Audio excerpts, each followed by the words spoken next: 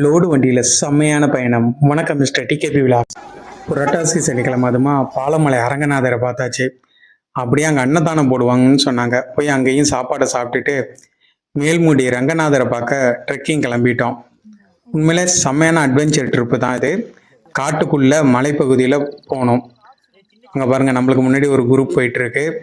இந்த 2 மலையை சுற்றி இப்படி போகிற மாதிரி இருக்கும்னு நினைக்கிறேன்.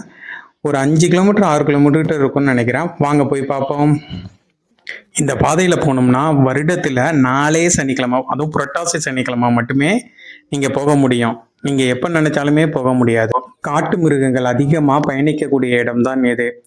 நான் போனப்போ செம மழை பெய்ய ஆரம்பிச்சிட்டு ஒரு 1/2 மணி நேரம் மழை பெஞ்சிட்டு நின்று பொறுமையாக தான் போனேன். எனக்கு 4 மணி நேரத்துக்கு மேலே ஆயிடுச்சு ட்ராவல் பண்ண. சில பேர் 3-3.5 மணி நேரத்தில் போயிடுவாங்க.